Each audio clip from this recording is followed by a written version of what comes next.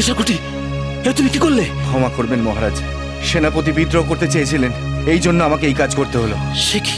এই রাজ্যের উত্তরাধিকারী ওর পুত্র জয়দেবকে বানাতে চাইছিল, এই জন্য ও রাজকুমারীকে আপনার থেকে আলাদা করে সমুদ্রে ফেলে দেওয়া চক্রান্ত করেছিল। রাজকুমারীকে মহলের বাইরে নিয়ে যাওয়ার জন্য আমার কাছে সাহায্য চেয়েছিল, কিন্তু যখন আমি বারণ করলাম তখন ও সাপের দ্বারা রাজকুমারীকে দংশন করাতে চেয়েছিল মহারাজ। কিন্তু আমি আমার জীবনের পরোয়া না করে এই বিশ্বাসঘাতককে হত্যা করেছি। কে আছো? মহারাজ, সেনাপতির সমস্ত পরিবারকে জ্বালিয়ে পুড়িয়ে শেষ করে দাও, কেউ যেন বেঁচে না থাকে। যা বললাম এক্ষুনি করো, যাও। আগে মহারাজ।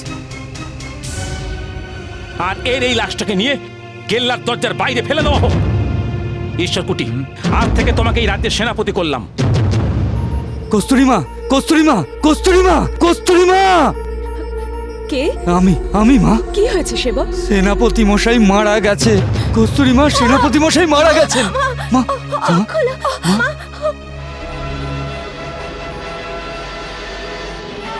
ওদের মারবার জন্য সেপারে এদিকেই এগিয়ে আসছে। জয়দেবকে যেভাবে হোক বাঁচাতে হবে। চল বাবা, চল। যাও বাড়িটায় আগুন লাগিয়ে দাও, কেউ যেন বেঁচে পালাতে না পারে।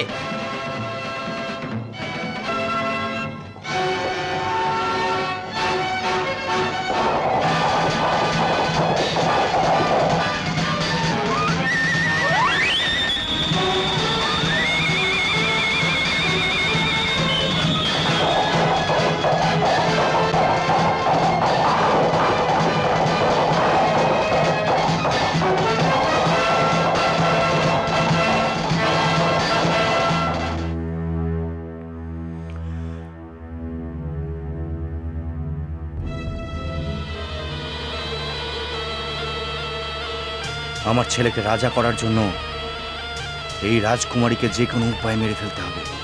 এটাই মোক্ষম সময়। এই সময়টাকে নষ্ট করা উচিত নয়। এই সময় রাজকুমারী একা, গলা টিপে মেরে ফেলবো ওকে।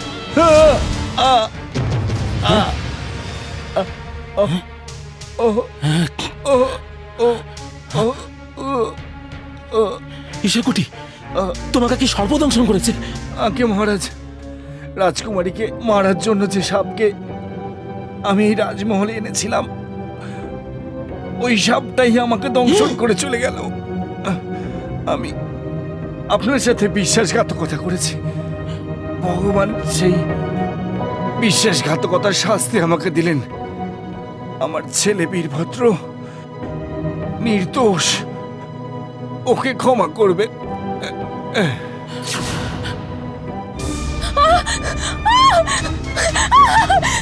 মহারাজ, মহারাজ!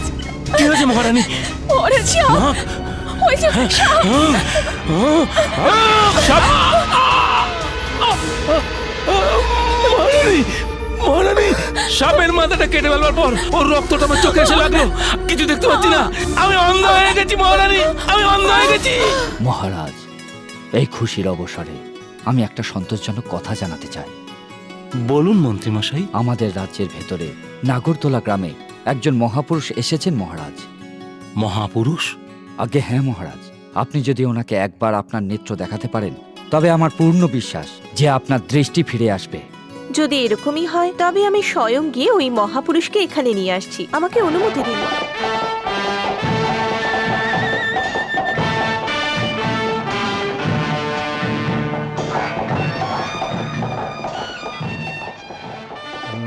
রাজকুমারী তো সিদ্ধ পুরুষকে সঙ্গে নিয়ে প্রাসাদের দিকে চলেছে।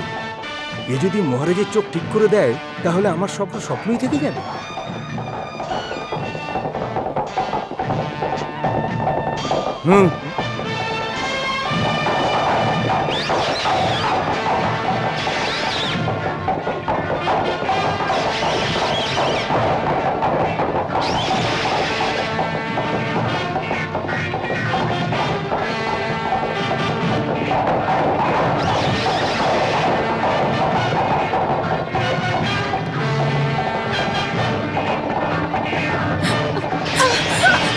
আচ্ছা, বাঁচাও, আমাদের কে আছে? বাঁচাও, কে আছে? বাঁচাও, আরে বাঁচাও, এই ছাড়ো, ছেড়ে এই দাও, কে তোমরা? কে? আমাকে ছাড়ো, তোমরা কে? কে আছো? আরে বাঁচাও, বাঁচাও, কে আছো? আমাদের ছেড়ে দাও।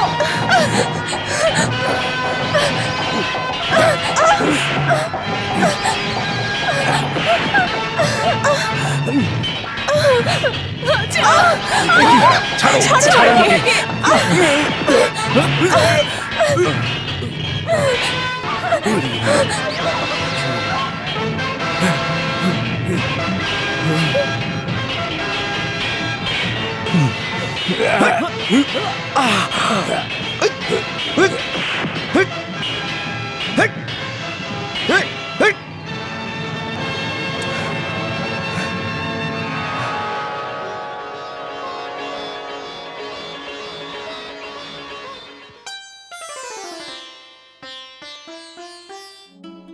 রাজকুমারী নিজে আপনার সেবা করেছেন, আপনি খুবই ভাগ্যবান।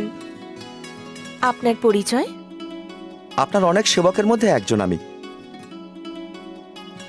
আপনার এই উপকার আমি কোনোদিনই ভুলতে পারবো না। আমাকে অনুমতি দিন। রাজকুমারী, আমি আপনাকে রাজমহল পর্যন্ত ছেড়ে দিয়ে আসি। আপনি কেন কষ্ট ওকে করবেন? আসতে দিন রাজকুমারী, সঙ্গে থাকলে কোনো সমস্যা হবে না। ঠিক আছে, তবে আসুন।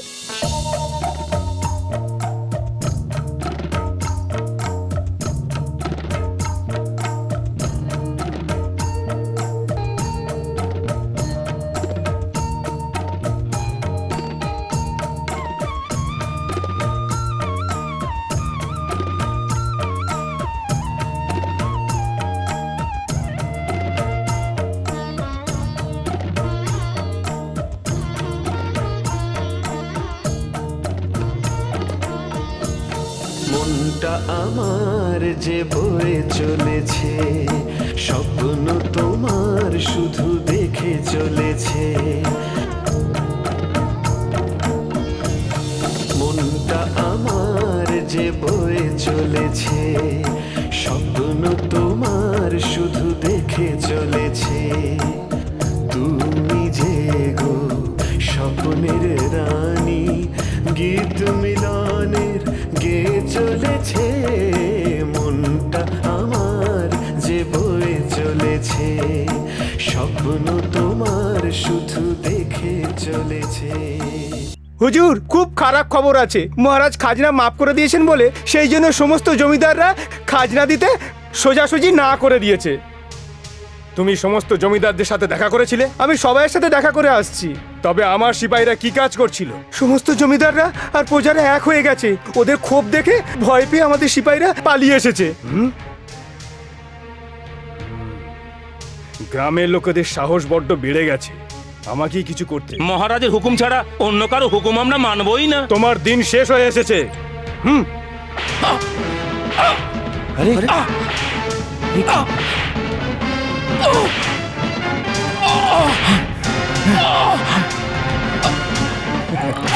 থামুন, এ কি করছেন?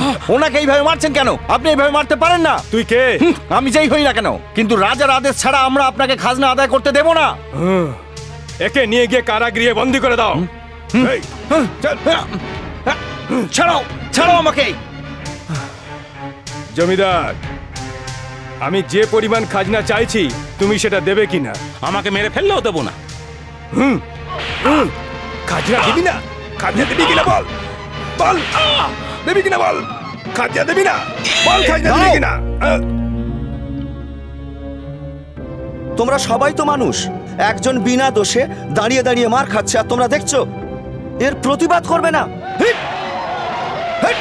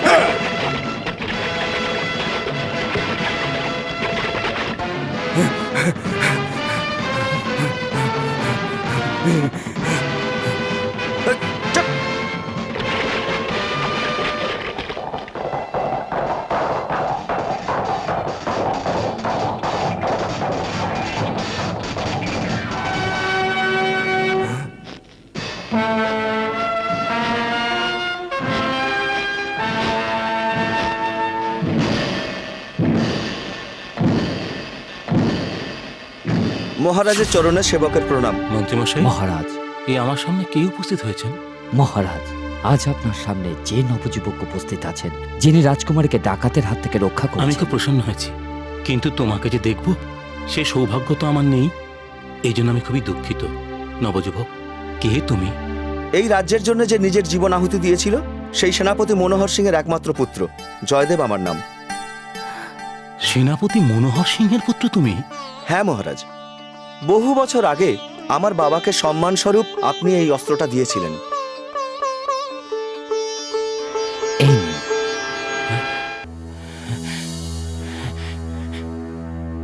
হ্যাঁ, এটাই তো সেটা।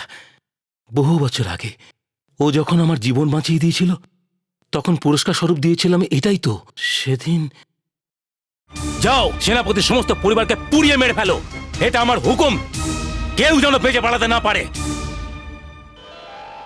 সেনাপতি মনোহর সিং তো তার কর্তব্য পালন করেছিল, অথচ আমি ওর পুরো পরিবারকে শেষ করে দিয়েছিলাম। না মহারাজ, একজন সিপাহী আমার জীবন রক্ষা করে আমাকে লালন পালন করেছেন আর সমস্ত বিদ্যাই আমাকে শিখিয়েছেন। এখন আমি আপনার সেবা করে আমার বংশের পরম্পরা অক্ষুণ্ণ রেখে আমার জীবন কাটিয়ে দিতে চাই। আজকে থেকে তোমাকে আমি আমার এই রাজ্যের সেনাপতি নিযুক্ত করলাম। মহারাজ, যে বহু বছর ধরে আপনার সেবা করে চলেছে সেই রকমই কারণ এই অধিকার পাওয়া উচিত। আপনার সিদ্ধান্তে আমার আপত্তি। বীরভদ্র, তুমি জানো যে তোমার পিতা বিশ্বাসঘাতকতা করেছিল, সেই কারণে তার সব বংশধরদের মৃত্যুদণ্ড পাওয়া উচিত ছিল। কিন্তু তোমার পিতা মৃত্যুর পূর্বে তার সমস্ত পাপের কথা স্বীকার করে নিয়েছিল আর ক্ষমাও চেয়ে নিয়েছিল। শুধু এই কারণের জন্যই আমি তোমাকে পালন পোষণ করে বড় করেছি। অজান্তেই আমি যে ভুল করেছিলাম তার প্রায়শ্চিত্ত করবার জন্য ওর সুপুত্রকে এই পদে নিযুক্ত করাটা আবশ্যক হয়, আর সেই জন্য হয়তো ভগবান আমাকে ক্ষমা করে দেবেন। মন্ত্রীমশাই, মহারাজ। কালী জয়দেবকে ওর দায়িত্বভার বুঝিয়ে দেবেন। আজ্ঞে মহারাজ। সেবকের একটা মিনতি আছে মহারাজ। বলো যুবক। আপনার চোখের হারিয়ে যাওয়া দৃষ্টি ফিরে পাওয়ার জন্য নাগমণি নিয়ে আসার কথা পুরো রাজ্যে ঘোষণা করা হয়েছে। ওই নাগমণি খুঁজে আনার পর আপনার চোখের দৃষ্টি যদি ফিরিয়ে দিতে পারি তবেই ওই পদ আমি গ্রহণ করব মহারাজ। জয়দেব, তুমি সেনাপতি মনোহর সিংয়ের সুপুত্র হওয়ায় তোমার এই অনুরোধকে আমি স্বীকার করে নিলাম।